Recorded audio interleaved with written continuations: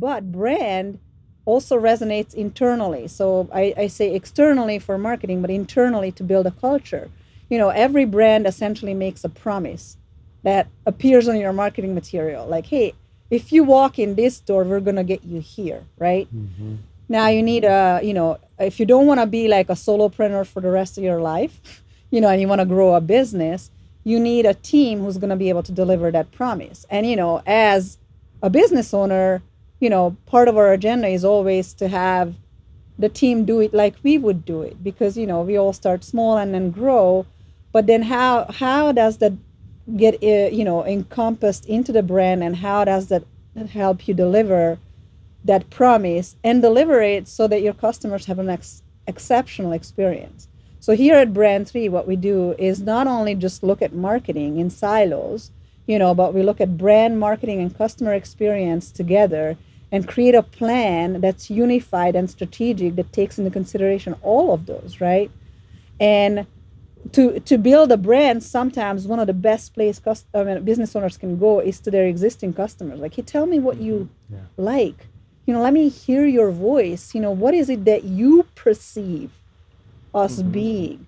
And then if you ask 10 customers, you get very similar answers, or we, sometimes put in a word cloud those those keywords that they're using to describe the organization. And then now we're starting to see what the perception is. And is that truly what we want to be? Does it align with the owner's vision? I mean, it's kind of why I think it's so hard for businesses to do branding themselves, right? Because you're Yeah, too in it. And absolutely. my job is constantly being that outside perspective and putting myself in the shoes of your ideal customers and looking at it like, well, would this make sense to me? Would this be something that I would engage with, et cetera, et cetera? Mm-hmm. So, Yeah. it solves owner dependency. It solves, a broken culture or turnover, because you can build a team that is really, um, uh, you know, uh, kind of like becomes an ambassador of your brand, right? Yeah. Yeah, It solves absolutely. marketing problems and pain points. So these are the kind of things that you can solve with a good on point brand. Mm-hmm. Yeah, I think there's a lot of business owners who are probably afraid to ask their existing customers what they think about you. Yeah. Just because of the fact that, like, especially a solopreneur or a lean company where they've tried to be everything for everyone for so long, they have probably lost sight of what the customer experience looks like after maybe the initial sale. Because everything's great when everyone's high-fiving and you're first coming on and it's all warm and fuzzy. But then when a customer's been with you for 2 years, 3 years, 4 years, like, have you kind of let them go unnoticed, and like there's a little cobwebs in the room because you've just not given them the amount of attention and energy that you first did when you first met them, and you were kind of in that courting phase, right, of the relationship. And I think that that's scary as businesses to ask those questions. But I think what you said that it solves is the exact reason why we have to step out of our comfort zones and ask those questions so that Well, you yeah. can become less dependent. and Yeah. and and there's really a very easy way to understand it. Even if you have 30 customers, you gotta have two that are your favorites, Yeah. you just love working with.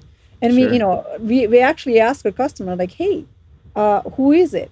Oh, it's Bob. Well, tell me about Bob. Let's learn everything we can know about Bob, because we need more Bobs. And then I ask this That's right. question, like, hey, what would happen to your business if like 100 Bobs walked in here next year? Mm-hmm. You're like, Wow. yes, that'd Yeah. be awesome. It's Well, we need to like build that's a brand that that's attracts right. Bob. Yeah. Yeah, And absolutely. Bob is a key person in, like, hey, is this right? Let's vet it. Yeah. Like, let's kind Yeah. of like prototype what we think, and then let's show it to Bob and say, is this kind of how we came through for you, or solved the problem, or got you from here to here, Yeah. Does whatever, this appeal whatever, to you? right? Yeah, Right. Right. exactly. So do not be afraid of asking, because, I think, first of all, having negative feedback is useful information. Mm-hmm.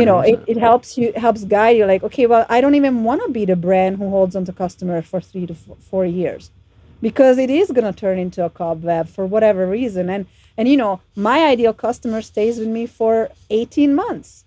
or whatever it is. You know what I mean? Right. So Yeah. so like really you can be deliberate, so what I'm telling people all the time is that whether you have thought about it or not, you have a brand, because every time you push something in front of somebody, you're going to be perceived somehow.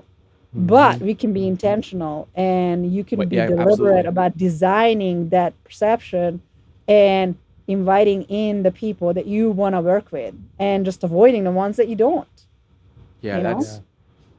that's like such good insight, because I think that again, I think some people are afraid to have that critical feedback, but it's so valuable to growing your business and to getting out.